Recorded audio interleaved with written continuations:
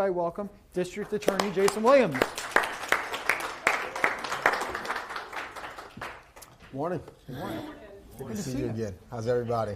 Good. Is your microphone on? I turned it on. Not that it's going to work today, but one person got that joke.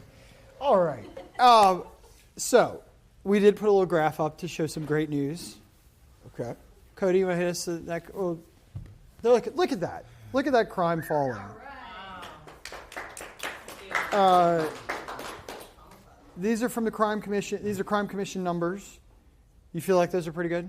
Yeah, that tells the story. That's very accurate. Whether you're looking at FBI data, MCC data, Jeff Asher's data, it all tracks the same way, and it's been a group lift to get to that point. So, glad to hear you say that. What do you think the biggest drivers of this are? Did everyone just kind of say, "Oh, COVID's over, I'm going to stop committing crimes," and it got easier? You know, across the country, I think you could say that. But when you look at New Orleans, we begin to reduce crime in every category before other cities were doing that coming out of the pandemic. And our drop was steeper than other cities. Part of that is because of our geographical footprint. We are the littlest big city in the world. We're not that big, so like if we do things right, those ripple impacts happen a lot faster. But there was also a unique level of coordination that existed in this municipality that doesn't exist in some of the others. And you can see that in NOPD, when they were on a consent decree. There's a lot of new initiatives, a lot of force multipliers, a lot of new technology that they probably would have run to years ago, but they couldn't because of that consent decree. They were locked into perfecting certain things. And so when I became DA, we partnered with some former CIA, FBI, NSA agents to craft new technologies to synthesize data faster than we were able to do that before. And we've been working with the ATF with those initiatives, the FBI, the NOPD, and it has resulted in having an impact that's getting in front of the bullet, right? So looking at place-based crime, we've got heat maps that measure reports for crime in all parts of the city. So we know where the hot spots are. And we're able to share that data with the NOPD. We're able to share that data, even with the last administration, with department heads to say, look, we need more lighting here. We need this homeless encampment dealt with strategically at the same time that we're bringing the lights up, at the same time that ATF is going in and making those arrests. And so I would say technology and coordination are two of the biggest drivers. So the consent decree goes back to the Langer administration. Yes. Mitch Langer administration. Not as far back as his father. And we just got out of that, November? End of last quarter, yep. I think it's about November. So you were taking on the things that really the NOPD couldn't do, like your No Dice initiative and data initiatives. That would really, under other cities, that would fall under a police department. Is that fair? It could fall under a police department. It could fall under a mayoral administration. It could fall under a councilmanic administration. But it's got to be done. If you don't measure it, then it doesn't matter. Can't work on it. Right. So what are some of the things you're seeing now that you can give up, or that you can go take your resources back? Now that we have a new mayor and a police chief who seems to be doing her job, or superintendent doing her job without a consent decree to comply with. So they've got close to $5 million a year that's going to be freed up. That was paying federal monitors and paying for that. So that's a lot that comes back into the city budget.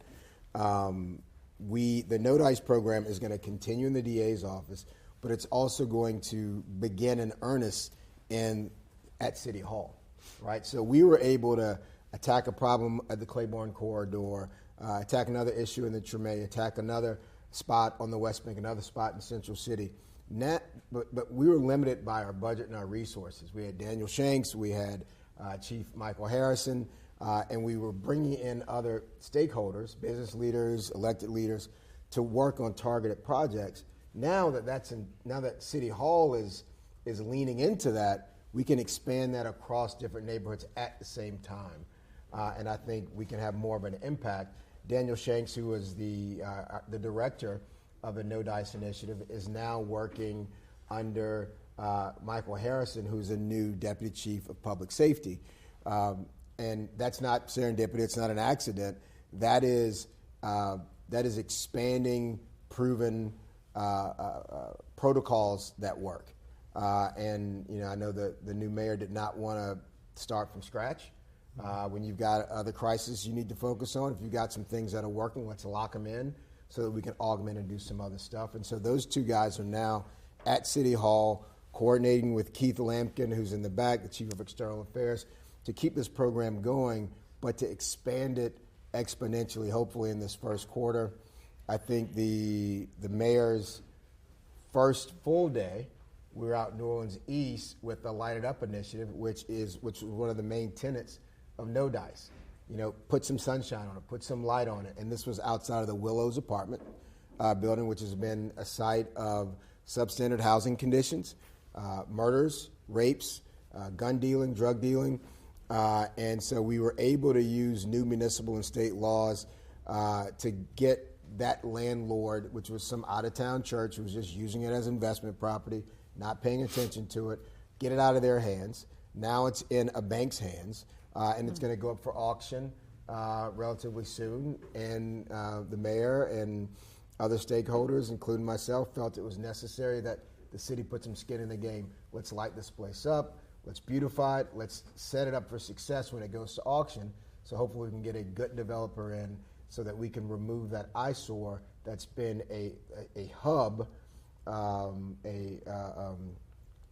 really pushing crime, causing crime, a root cause. So pennies on the dollar of investment versus huge societal cost after. Okay, so by my math here, you brought former Chief Harrison back to New Orleans. As soon as he hopped off the stage, and he was because he was the head of the police in Baltimore, right? He retired in Baltimore. And he then you hired him to your office. I said, "Come back home, please." Daniel Shanks, who's been here and told us all about No Dice and a lot of their successes. You hired him from the private sector. Him. You got him to stop being a lawyer or making money. Right, making money, and got him to take a government wage, which you've been managing it for a while. You've been doing okay. Causing me to lose all my hair. I'm sure that's what it was. And then you've got Michelle Woodfork, who's Sheriff-elect Woodfork, who eventually gets to take over the jail in May, right? Can't wait. And then Andre Godin was here. He's running for judge. Section J. Yep. You're losing some heavy hitters that you brought in. I wouldn't count it as a loss. When you think about where these people... Well, it's not a loss for the city, but you have an office with business to do. It is, but I need a lot of help in other branches of government and other parts of the city. And, having people who are workhorses, who care about the city, who stay until the job is done, having them in these other places is going to make the work that we do in the DA's office more effective and more impactful.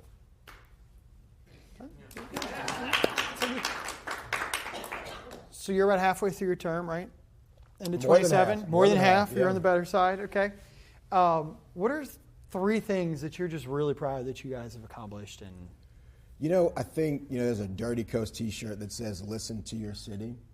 We had our plan about what we thought we wanted to do. And you have to always be willing to adjust your shot. You have to always be willing to call an audible. You have to listen to what's happening, listen to what's working, what's not working, take note of that, and keep adjusting. And I think, not just me, I think my team has done that.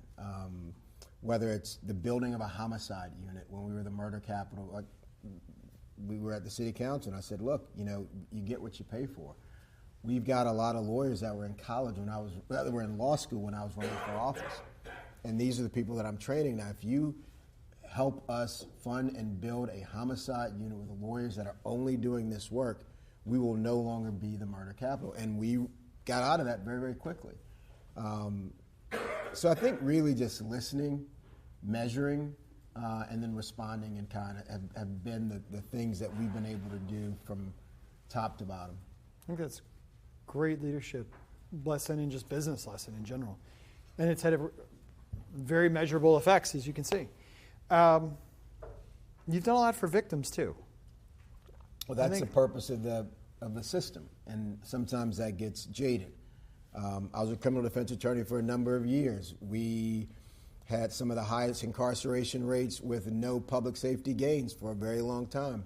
You know, just having a bunch of people in jail does not mean you're safer if the jail's filled with people who have addiction issues or mental health issues. You want the right people in jail. You want violent people in jail, and you want to deal with them as fast as you can.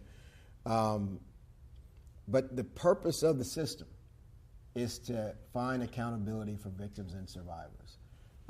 And it feels like sometimes that gets lost in some of the tweets and some of the Netflix shows. I mean, you have anomalies. You have things that go wrong. But the criminal justice system is not perfect because nothing's perfect.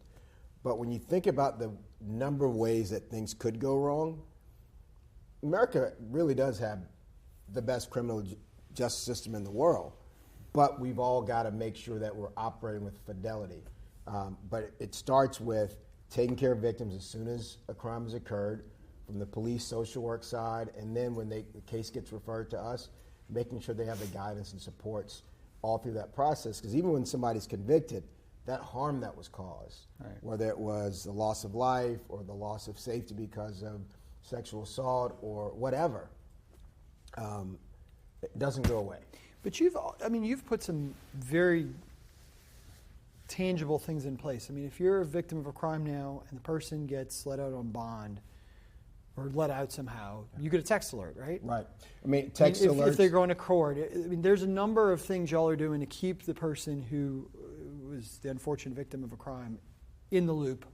And it's all sorts of crimes. Key fobs or ankle monitors. An ankle monitor is what you might have on the perpetrator if they're not supposed to be close to the victim or survivor's house. Then there's alerts that can go to a judge. Now, when that first started, those alerts were only going to the court. And if the judge wasn't reading their emails, then they weren't doing anything about it. So now we've set it up where those alerts come to my office, they go to the AG's office. So there's a number of eyes on if there's a violation. There's also a key fob. So if you're a victim or survivor of a crime, or you reported a crime, you can have a fob, and if you see that person or that person's car coming close to your home or your work or place of business, you can hit that fob and alert law enforcement for your safety. All these things matter. That's how you get people to come back to court. You know, those are the things we don't hear about on WDSU at night, and thanks for telling that. So that segues perfectly into technology, which has been a hot topic lately on the news. Whether it's the drone test that happened at the French Quarter or facial recognition, AI, what's your kind of take on all this? You seem like a guy that's pretty progressive, that cares about civil liberties, and years I've known you, and absolutely, you don't take any of this stuff lightly. So what's your take? I'm also the guy who gets very frustrated every time there's a new Apple update, right? Because I can't. You got to go figure it out. You got to go learn it. Yeah. Well, it's microphone updates today that are literally no joke. It's firmware updates that are literally screwing us up. But I mean, once you learn what's changed with the update, it is a better product that's in your pocket. And technology is moving at light speed in our lifetime. Yes. But systems, government, businesses aren't always moving at that same pace. I wrote on the city council, with the help of my staff, municipal guardrails around the use of facial recognition. At the time, it was close to about a 60% accuracy rate, and that varied based upon cultural differences. Now that technology has close to a 95% accuracy rate, regardless of any cultural differences. And part of why that changed so quickly was the pandemic. Those developers had to begin to do it with just eyes and foreheads because everyone was wearing a mask. So it made them focus on different phenotypical features in that algorithm. And so when you think about, I think I mentioned this to you the other day, If you go to Walgreens years ago, if somebody had been shoplifting, there'd be a picture of that person in Walgreens, right? You want people to know. Well, that's what camera technology is for us today. And I think of the terror attack at the beginning of last year. This person was on Facebook Live between Texas and New Orleans, telling the world that he's going to kill as many people as he could when he got to New Orleans. We had his face, right? And then we had him walking down Bourbon Street planting coolers with explosives on multiple other cameras. Facial recognition could have, before even stopping him, could have led us to those coolers to corroborate the fact that these are incendiary devices inside of them. It could have then allowed us to track his movements to the Airbnb that he was and perhaps have gotten to him before midnight and before those people lost their lives. So, I mean, government and law enforcement need to be using technology, using them wisely, but they're accurate. But you think New Orleans police could literally be deploying, or a fusion of multiple agencies, could be deploying right now technology that would do those things you said. That feels like a movie to me. But you're saying we're there right now. Yeah, it's not pie in the sky. It's exactly how they were able to figure out who they were looking for with I think his name is Mangione, the guy in New York. Yeah.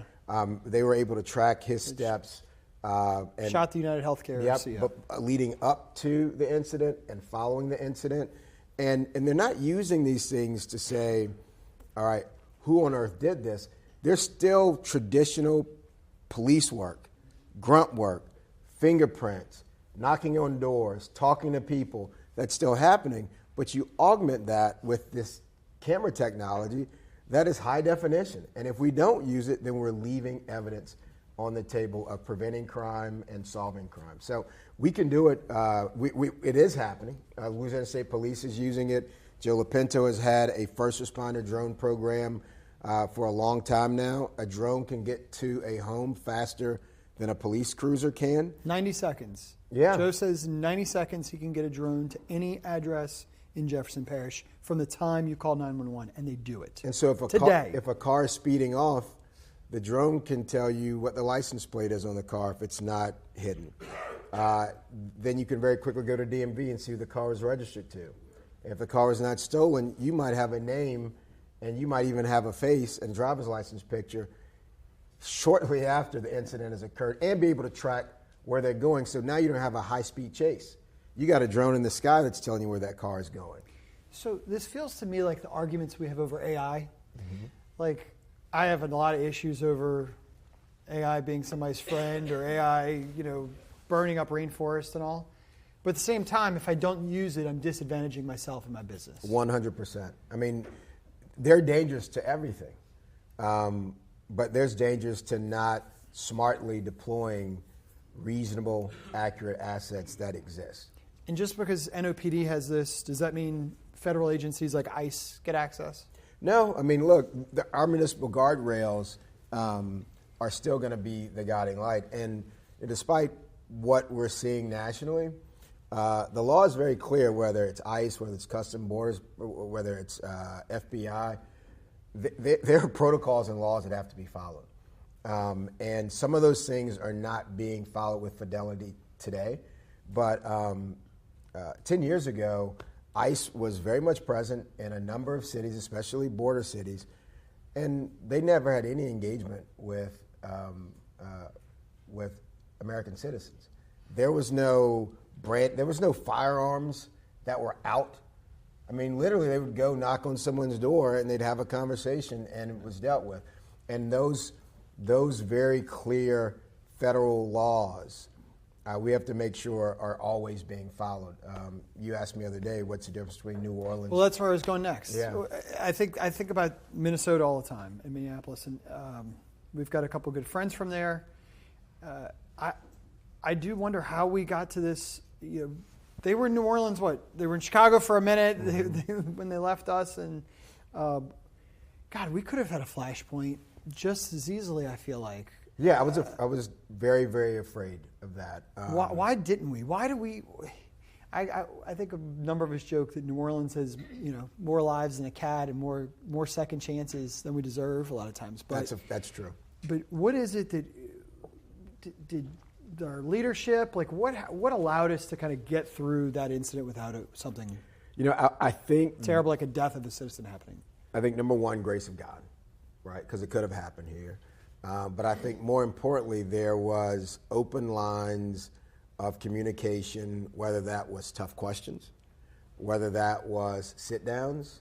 And I think most of the folks that were involved from a leadership position were trying to figure out ways how not to turn the heat up, and to have some very clear answers and protocols. And the other thing is we protest and fight differently here. Somebody wants to have a protest in New Orleans. They call and get a police permit. That doesn't happen everywhere else. And the other component is, our police department did not stand down, did not look away.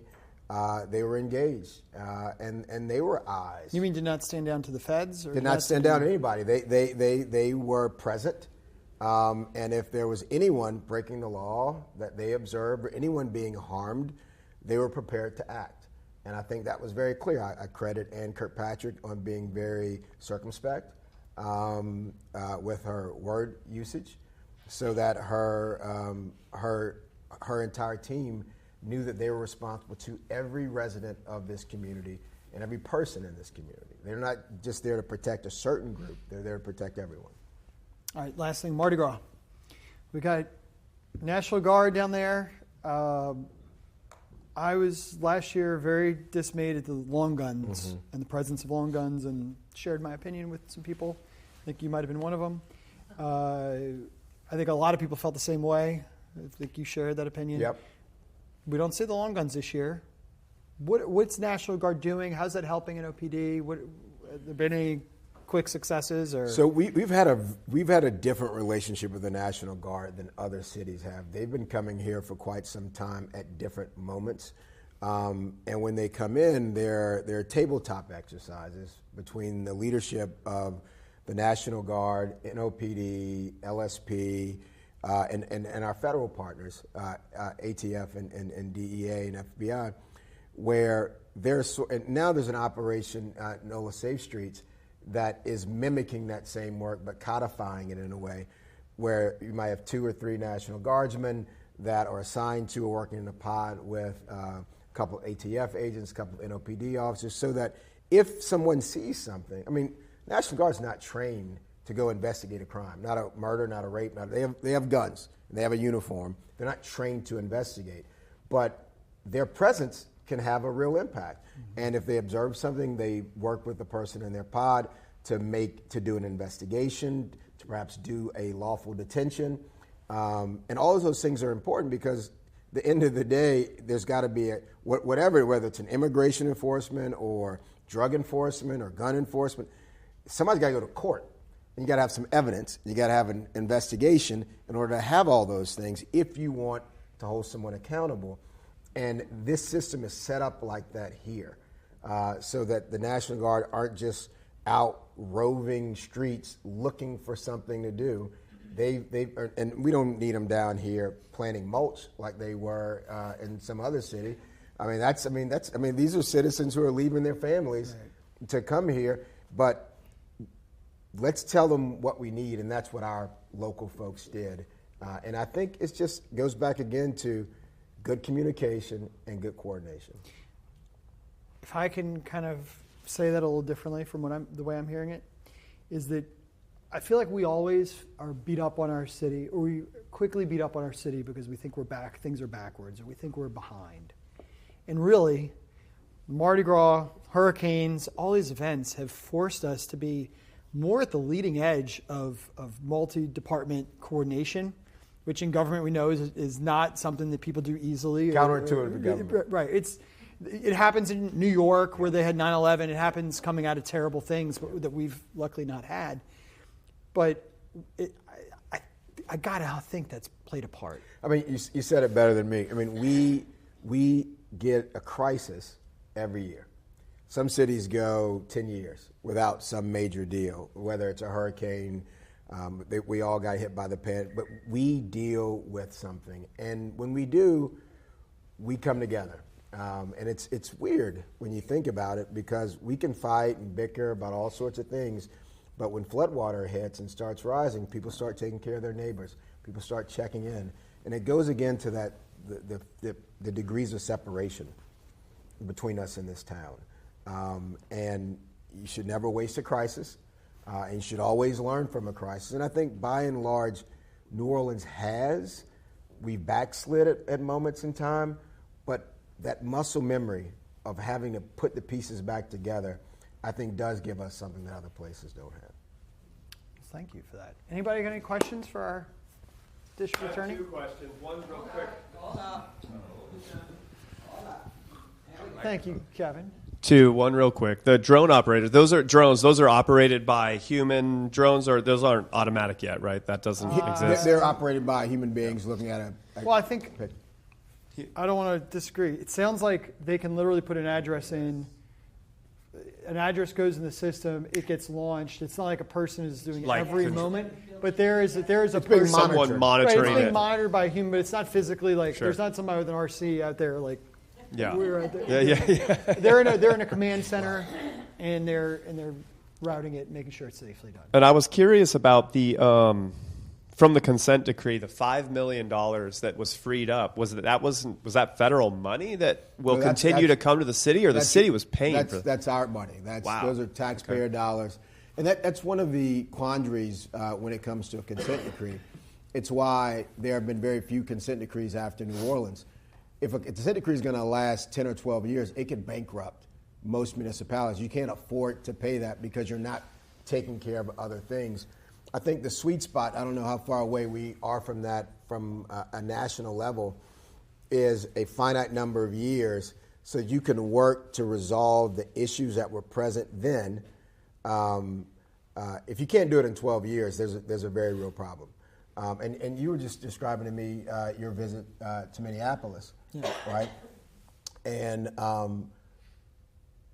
communities need resolution, they need correction, they need reform, not in a decade, right? I mean, you don't want your young son to be off in college by the time a department turns around. And if that was a little bit shorter, you'd see more voluntary compliance with consent decrees, because most cities want their police departments to be evolved and be 21st century departments.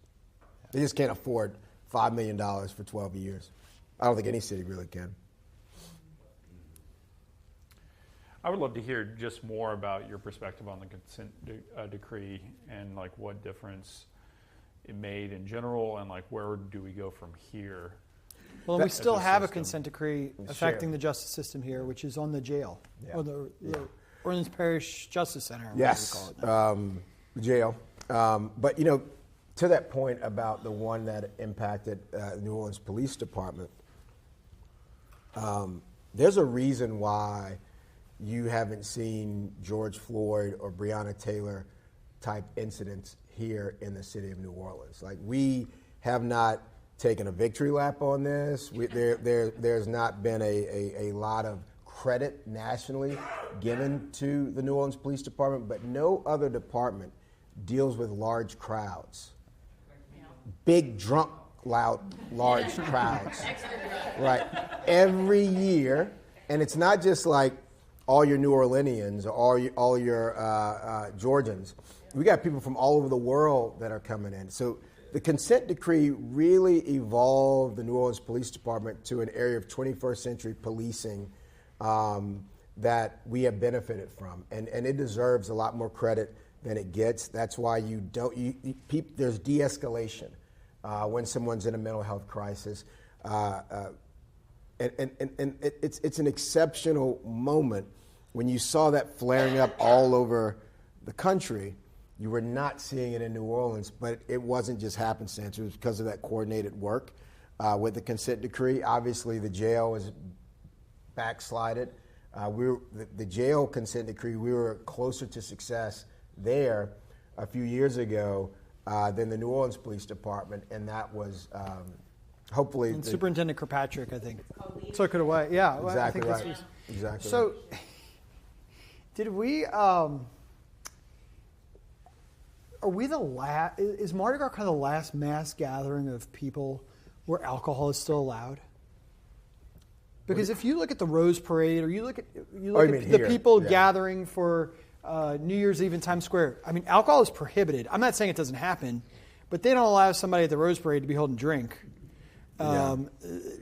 Pasadena is also a little bit different, but and it's not a No ice chest? mile route and things like that. But I really think Mardi Gras might be the last open container event with mass. There's nothing gatherings. like it. There's nothing like it. That is, Tailgating. it's borderline an impossible thing to police and secure, but somehow we do it. And it's not just NOPD.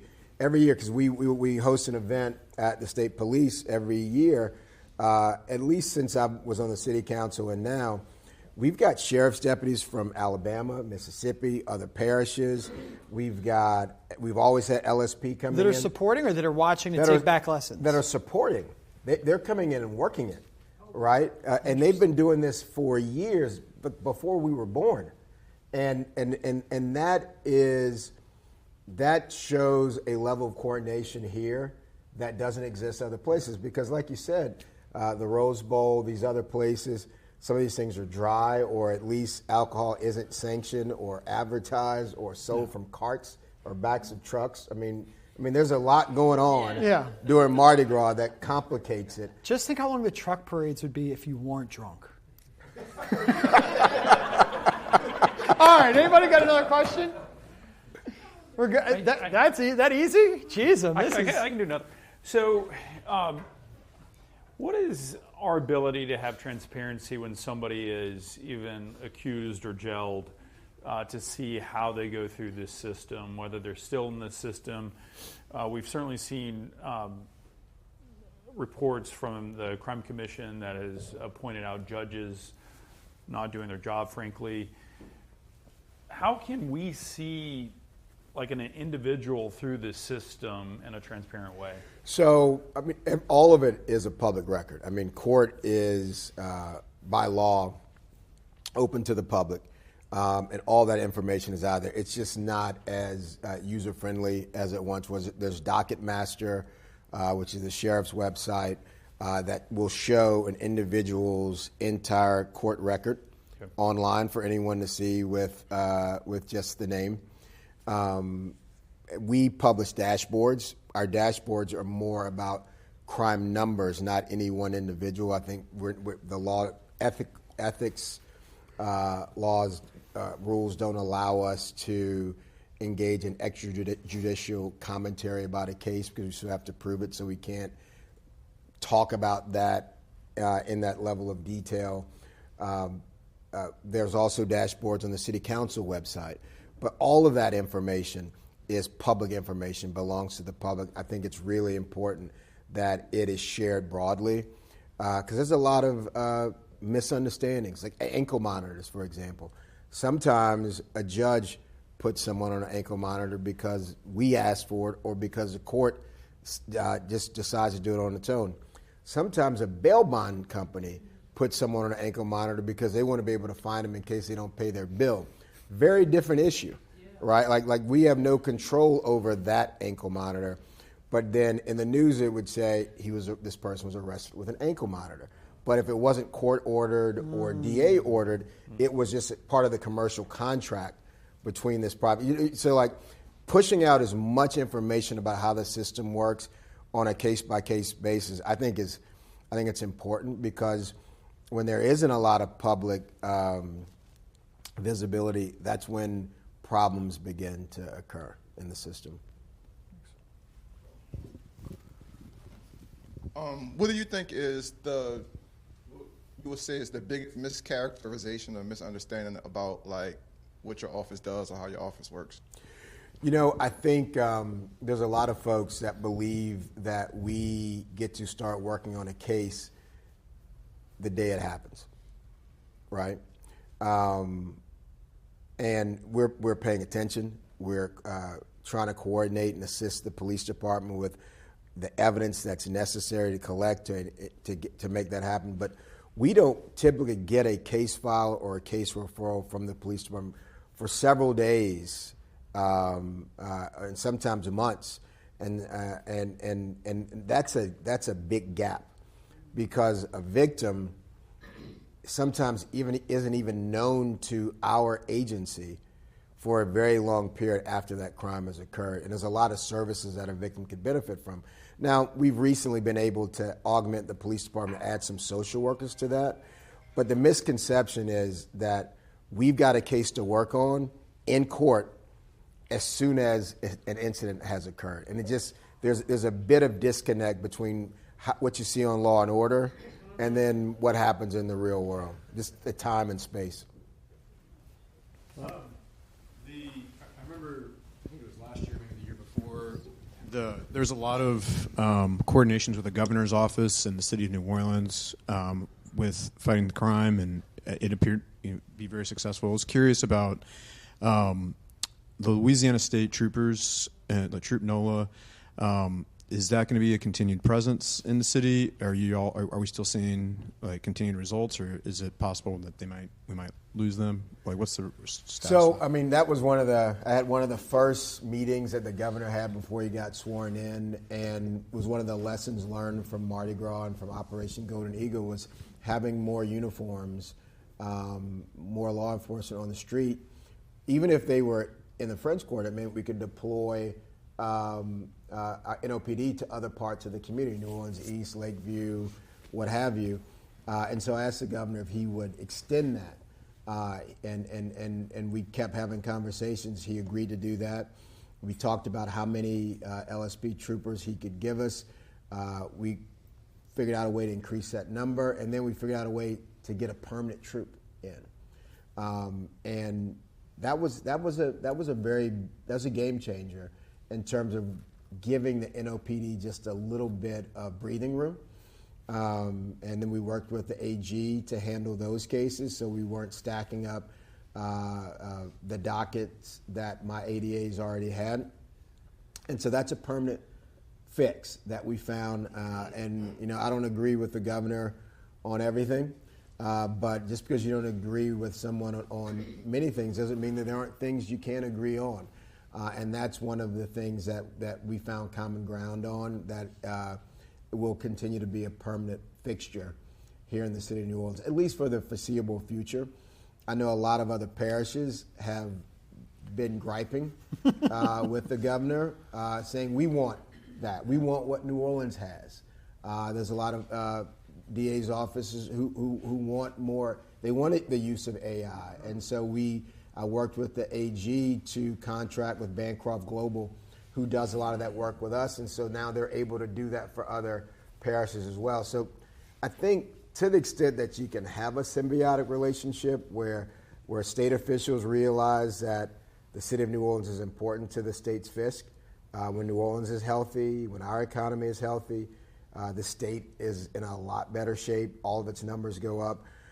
And so we've got that common ground right now. It's tenuous to maintain. I don't think the Ten Commandments should be up in schools, and I think we need to be focusing our attention on some other things. And so sometimes we get sideways on certain issues, but I always think it's leadership's role to not keep it twisted. So it's permanent until another governor might say, I don't want this troop anymore. Correct. I mean leadership gets to determine those things. Yeah. Okay. Ken, you have the last question here? Mr. Williams, thanks for being here again. My question goes back to the drugs in the city, and particularly with fentanyl. It doesn't seem like we're hearing as many large arrests as we were before, but now it seems that has shifted to the North Shore in a big way. Is your office still finding that we're getting some heavy hitters that are being arrested here in the city? We are, but the better we get at going after those guys in the city, they look for places where it's easier to do what they do. I mean, I remember I was in San Francisco once, and they were like 4-block area looked one way, and then 2 blocks down I mean, when you fix, or fix is a wrong word, when you address root causes and have a strategic attack in one area, it has ripple impacts in that community. But the crime doesn't go away; it goes somewhere. And so the North Shore is one of those places where you're seeing the fentanyl. Just, I mean, whether it's because of the amount of wooded area, I don't know if it's topography or their strategic relationships now. I know they're addressing it, so they're probably going to force it to another part of Washington Parish. And Bogalusa is getting hit really hard with that. I think that's because Covington and Mandeville were starting to address it a little bit more. But things shift. Well, oh, sorry. Hey, Chris. Sorry, we can't see you, but we hear you. Go ahead. Can you hear me? Yes. We can. Access to mental health is a challenge these days, and does the justice system have enough in place to determine if someone is mentally fit to stand trial? We absolutely do not. It actually is probably one of the biggest obstacles to effective, efficient government. Once That is true, but you can manage. You can still do anything for the fitness trainer. Oh, wait, Sierra, we got you on a hot mic there. Hang on 1 second. We're going to mute very everybody. interesting So commentary. wait, can you? I was trying to figure out how that tied in. Yeah, that was really interesting. So wait, real quick, can you level set that a little bit, because I think Chris asked a great question, and then you really answered in a way I didn't expect, because I feel like people get off of murder because they have a lawyer that pleads they're unfit for trial or something, and like, right, yeah, or early 90s, something like that, yeah. So tell us how you mean. Like, go back and explain a little bit how you could say it's that. It's part of a defense strategy that you can have sometimes to say. If you've got a great lawyer and not a public defender, maybe. Well, I mean, there's some good public defenders as well who may. I'm not saying they're not great lawyers. Right. I'm just saying they're not going to go that depth. I mean, you have to pay for that experts level, to right. bring them in to explain. But I mean, like one of the examples you're talking about might be a battered woman syndrome sort of type thing, where you've got someone who had been through so much trauma, how they react in a situation with their abuser. That may be a defense at trial. What I think her question was, what Chris's question was about mental competency, and once that's been raised, if a defense attorney says this person is not fit for trial, everything stops. We can't have a motion hearing. We can't have a trial. That person is then sent to a forensic treatment facility until they are deemed competent to move forward with the proceedings by a doctor. The problem is we only have one of those places in the state after Governor Jindal, and every parish is sending their folks to East Feliciana, and the waiting time, we've got one person who was deemed unfit to move forward last year, beginning of last year. They're still waiting for a hospital bed, right? So the victim in that person's case, their case is stalled.